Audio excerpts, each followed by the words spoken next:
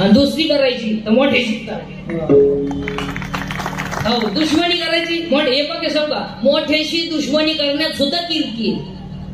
हो, रावणानं बायको पळवली पण देवाचीच काय होईल ती होईल. हो, दुश्मनी करायची तर मोठीचीच करायची. आणि आयुष्यात 3 वाक्य कधी ध्यानात ठेवायचे महाराज. आयुष्यात 3 माणसांपासून कधी सावधान राहायचं. 1 मित्र, 2 पाहुणे रावळे आणि 3 भाऊबंद. भाऊबंद तर असे खप मारायला पाहिजे महाराज तुमची बी आमची बी. जिवंतपणी नीट जपून देते नाही, मेल्यावर त्यांच्याशिवाय जाता येत नाही. हा ना, मग जुनी माणसं घरचीच 5 पोरं गावून द्यायची. नको बा कोणाला राम राम आपलीच टोळी.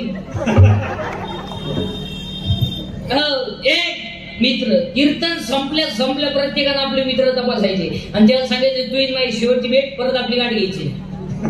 तुम्हाला मी तुझ्या गाडी आलो पायप तिकडे आपल्या गाडी यायचं नाही. तुम्हाला माणूस की उडत गेली माणूस नाही महाराज. आज 70% लोकांचं जर आयुष्य कोणामुळे बरबाद झालं असेल मित्र. 1 मित्र काही म्हणा ना तुम्ही तर बोलायचेच पण झाले.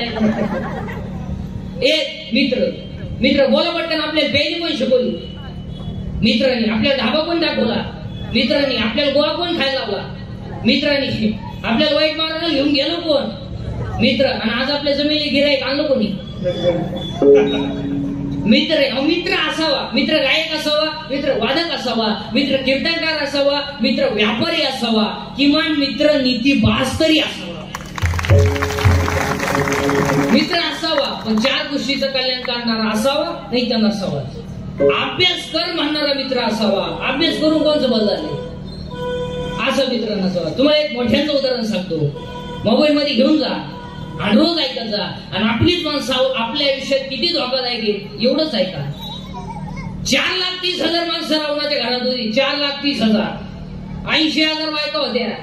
1,00,000 पोरं होते. 1,25,000 नातू होते. 1,25,000 बंधू होते. अशी 4,30,000 माणसं रावणाच्या घरात होती महाराज. आणि रावणाची पुरी लंका सोन्याची. पुरी लंका. रावणाचं किरकोळ श्रीमंत नव्हतं ते. पद संस्था काढून श्रीमंत नव्हतं ते रावण श्रीमंत होत. आपल्याकडे काय आपल्या 2च अंगठे तरी गमतीत गोड पिढी दे भातवाड मजवाड भाटवाड मजकी.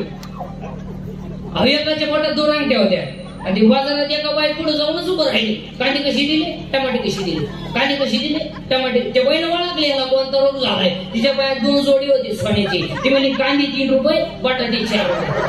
कांदी 3 रुपये. अहो जे पिशी टाकून गेलं तर अजून आलं नाही. आणि काय आपल्याकडे म्हाताऱ्याच्या बोटात अंगठी होती. मात्र वेळ त्यांनी बोट कापून घेतलं म्हाताऱ्याचं. आणि काय आपल्याकडे 4,30,000 माणसं रावणाच्या घरात होती महाराज. पण ऐका महाराज, रावणाला इंद्रजित नावाचा मुलगा होता. इंद्रजित म्हणजे त्यांना 14 वेळा इंद्राला धरून आणलं होतं. 14 वेळा इंद्राला हरवलं होतं. आणि रावण त्याच्याच जीवावर जास्त उड्या मारत होता महाराज मुलाच्या. आणि इंद्रजित कसा मरेल हे फक्त त्याच्या चुलत्याला माहित होतं. हा, म्हणून चुलता होता तो त्याचा. चुलता म्हणजे बापाचा भाऊ आज्याचा पर्याय. ओढून सांगितलं म्हणजे परत. बिभीषणाला माहित होतं महाराज इंद्रजित जर मरत नाही तर रावण मरत नाही. आणि रावण जर मरत नाही तर भाऊबंदगीत मजा काय. आपल्या भावाला आपण सगळं गाडी येते याच्यात काय मजा आहे. त्याची धाडकली पाहिजे ना आपली वाचली पाहिजे. हो, बिभीषणाला माहित होतं महाराज इंद्रजित कसा मरेल. बिभीषण रामाकडे गेला आणि बिभीषणानं रामाला सांगितलं तुमच्या खानदानीत तुम्हाला रावण मारत नाही, तुम्हाला इंद्रजित मारावं लागेल. वाजवू नका.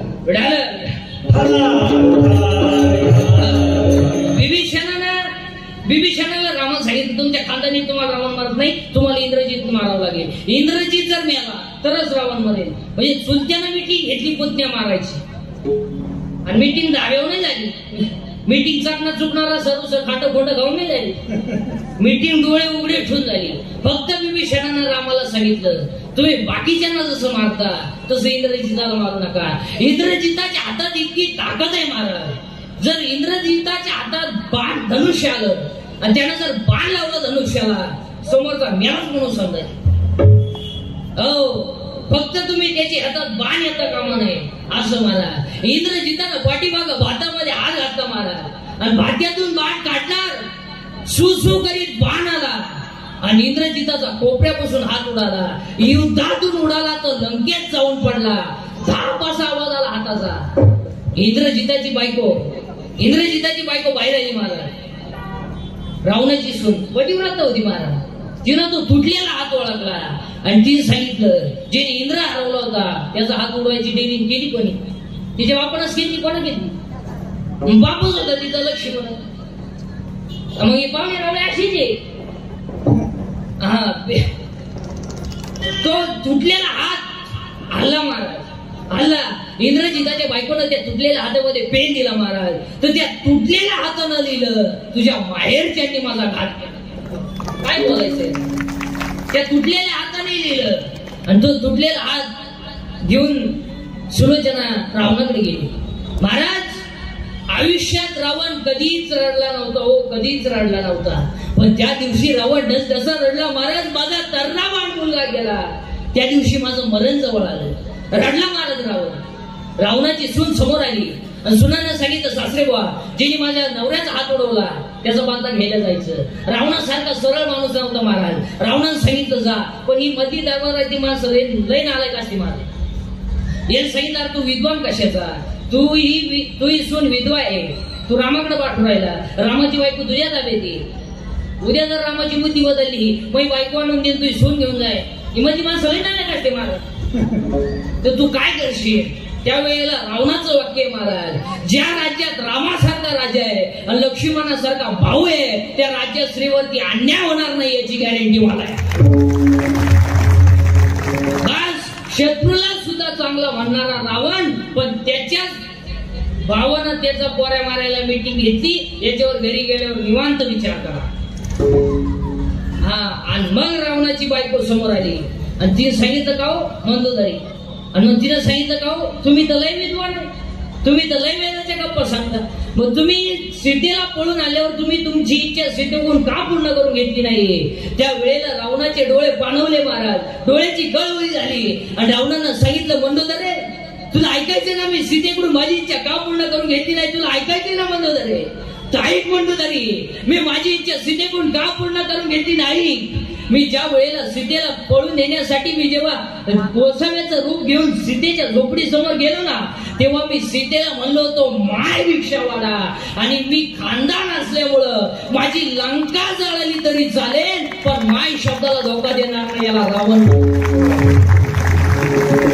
जळाली लंका पण माय शब्दाला धोका दिला नाही. याला ठेवा जळाली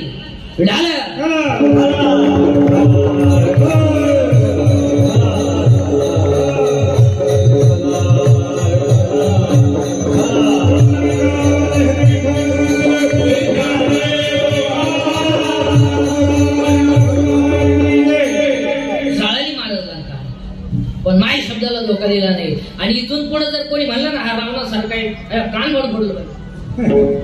अहो रावणासारखा सरळ माणूस नव्हता महाराज. शिवाय एकादशी करणारा रावण होता.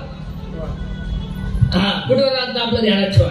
धर्माला 4 अंगी आहेत. 1 दया, 2 तप, तप करा, दया करा आणि धर्म पाळा. याला चांगलं दाखवा, याला चांगलं ऐका. आयुष्य थोडं बोगसगिरी करू नका. काही माणसाचं बरंच म्हणणं आहे मेल्यावर कोणाला पाहिला, संपत्ती मापात कमवा.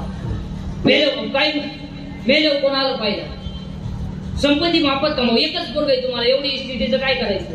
येडे का नुसतं कमीच राहिला सांभाळतो का वाला? अहो एका स्त्रीच्या कडेला भिकारी वरत आहे, कुत्र्याची कळवण झालं उठाना. याच्या बांगल्यात तुझं मारला उडी मारली, उठला उघडा बॉम्ब वापरा. संडासात बॅटरी लावली, बाथरूम मध्ये बॅटरी लावली, तिची सॉरी मागं सरतो तो ती पडलं तिने खाली मेलं नाही काय. बंगल्यावाल्याची गाडी पुढे भिकारी गेला, भिकारी मला भिक्षा आणाव. बंगल्यावाला मला बाहेर रे कान पड फोडीन. तो भिकारी मला अय मी असंच होतो, तू तरी कान फड फोडीत हो म्हणून मी पोट्यात घालून भिकारी आणत होतो. आता माझे हे दिवस आले हे तुला सांगाय आलो, सावध होईल. शरीर नश्वर आहे, संपत्ती नश्वर आहे, प्रेम नश्वर आहे, भगवंत शाश्वत आहे. आणि या जगात फक्त देवच सत्य आहे. सत्य दो सत्य दो सत्य दो विठ्ठल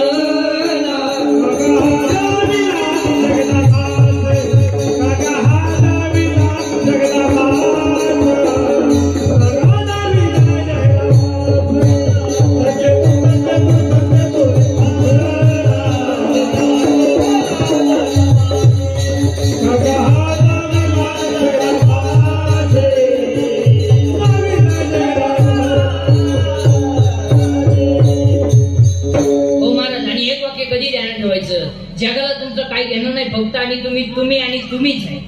काही लोकांना घेणं नाही महाराज.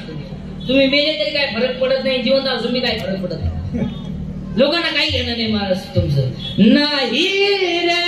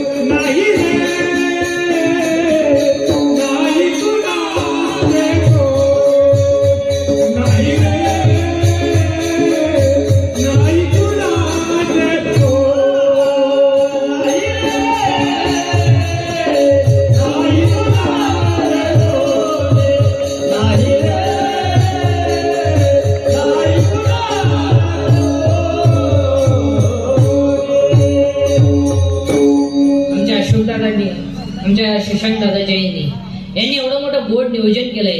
चांगल्या कामात पैसा घालवायचा महाराज. याच्यात नाही त्यांचा 1 रुपया सुद्धा वाया जाणार नाही महाराज. एवढं सुंदर असं या ठिकाणी यांनी नियोजन केलंय.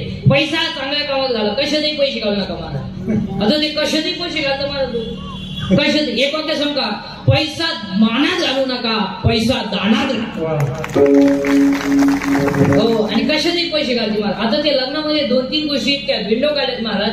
आता ते सगळ्यांनी मिळून बंद केले पाहिजे. आता ती काळाची गरज आहे. ते लग्नामध्ये तो स्क्रीन आलाय, काय म्हणते त्याला, हा प्री वेडिंग. आता ते आलंय. आता त्याच्यावर तो मुलगा कोणत्या शाळेत शिकला हे दाखवा, ती मुलगी कोणत्या शाळेत शिकली हे दाखवा, त्यांच्या गावात ते सत्य दाखवा, देवळं दाखवा. तुम्ही काय दाखवा त्याच्यावर? त्या पोरीनं त्यांचं जमल्यापासून जेवढ्या नर्मदा परिक्रमा केल्या हे दाखवतात.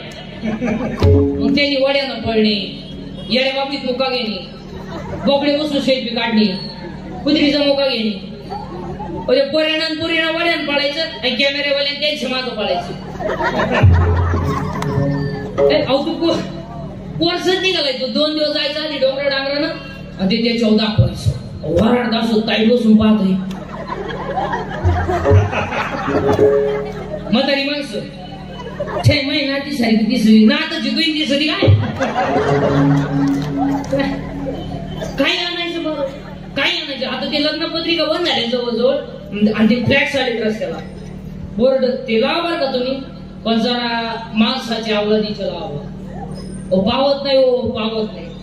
भंगरी नवर देवतो तस मुसाळे गडी. त्याचे फोटो कसे माहिती त्याच्यावर.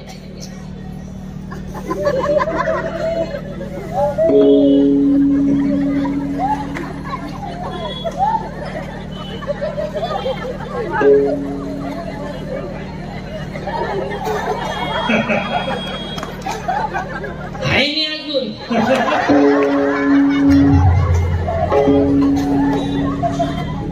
आता ती नवरी तिकडे लांब झट मारायची ना, त्याच्या पुढे आणून उभी केली. काही आणायचं बरं, काही आणायचं पैसा काही आणायचं. आता तो लग्नामध्ये मोठा आणायचा. तो मोठा कोणी बनवला तो माणूस सापडायला पाहिजे महाराज. कोण आवलाच होती ती मोठा बनवणारी, पार पिसवली पाहिजे. डायरेक्ट टिपारात बर्फ भरितोय, पाण्याचा टिपार आणि त्याच्यात बर्फ आणि 3 वेळा कुत्र मुतलं त्या बर्फ. पाण्याचा टिपार आणि त्याच्यात बर्फ आणि अख्खं पांढरं पाणी आणि मोठा. अहो 22 गालास मोठा पेले, 22 गालास. मी म्हणले एवढं काय भाद्रपदी पोळ्याला जन्मेली का. अहो ते मोठा पेलं घरी गेलं, बाथरूम मधून बाहेरच येईल. मोठा दमच काढी ना, उभं राहिलं का गडगड गडगड, बसलं का खडखड खडखड. तिची बायको किनाला चहा घेऊन गेली. अहो चहा आणू का, गडगड गडगड खडखड. काही अहो काही तर घरी जेवतीच नाही, काही तर घरी जेवतीच नाही. रोट्या आणते डाळीवर, ते तंदूर का फिंदूर काय म्हणते त्याला. आणि ते धाब्यावरच्या रोट्या करायला त्याला तावा नाहीये, तावा आहे तावा. आणि त्याला पलटी करायला उलटणी नाहीये, हुक आहे हुक. 1 2 3 तरी 22 रोट्या खाणारे सांडे. 22 रोट्या खाली एकानं. अनाखेरात फॅन लावला तरी वाजायला लागला. खायला नाही काही आणायचं. आता ते मंगला सकाळ टायमाला बोलून आणलंय फुगा म्हणजे फुग्यात नवरा नवरी घालायची आणि ते डान्स करीत खाली येणार. आता भोंगरी नवर देऊ दसमू शाळेकडे तो घातला बोलून मध्ये, नवरी घातली बोलून मध्ये आणि त्यांचा डान्स सुरू पुढं बोलून मध्ये आणि डान्स करता बोलून मध्ये. आता भंगरी नवर देऊ दसमू शाळेकडे तो घातला बोलून मध्ये, नवरी नेली ब्युटी पार्लरला. आता ब्युटी पार्लरला गेल्यावर 4 गोष्टी करावं लागतात. पहिलं फेसिंग करावं लागते, नंतर मिक्सिंग करावं लागते, नंतर सिरेमिक्स करावं लागते आणि नंतर हेअर सेटिंग करावं लागते. हे 4 पाहिजे. किती दिवसाचा कोर्स आहे. बेसिक म्हणजे खटेवरने डाबर होत नाही. मिक्सिंग म्हणजे याला शेप देणे आणि सिरेमिक्स म्हणजे इथल्या पट्टी चमकी बारी.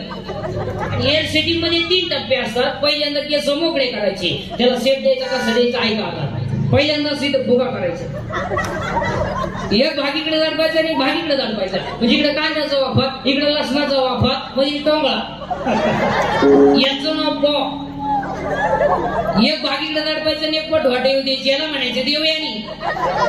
आणि तिसरा भाग असा आहे, एकच बाजू बांधायची ही मोकळी. चला हवं येऊ द्या. कलमडीनं असं गेलं नवर देव गाडीवर पडलं पाहता काय माहिती. ती नवरी घातली बोलून मध्ये आणि त्या झाला डान्स सुरू पुढं फुग्यात. आणि डान्स करता करता ती नवरी त्या नवर देवाला खेटली म्हणजे स्मॉल टच झाला. आपण त्याला स्मॉल टच म्हणू. आणि एवढा चांगला टच त्याला कधी होईल नाही.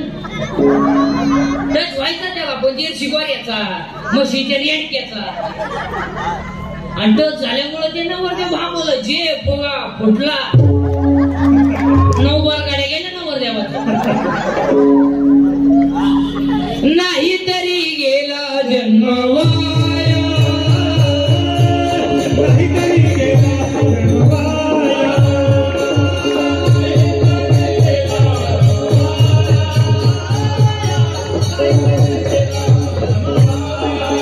सांगत तुम्हारी बदारे मित्र तुला, नाही तरी गेला जन्म वाया, नाही तरी गेला जन्म वाया, नाही तरी गेला जन्म वाया, नाही तरी गेला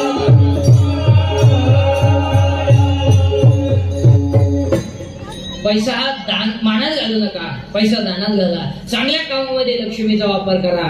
आणि इथून पुढे वाक्य ध्यानात ठेवा, इथून पुढे जो माणूस काळ्याची सेवा करेल, गोठ्यातल्या गायची सेवा करेल आणि साधू संतांचे आशीर्वाद घेईल, तोच माणूस सुखी होईल. आता काय ना काय बापाची पुकार मिळाले ती येणे झाली. लक्ष्मी टिकवायला नम्रता लागते, हा धर्म आहे. आणि धर्माचं पालन करण्यासाठीच तर आपण आलो. हेच काय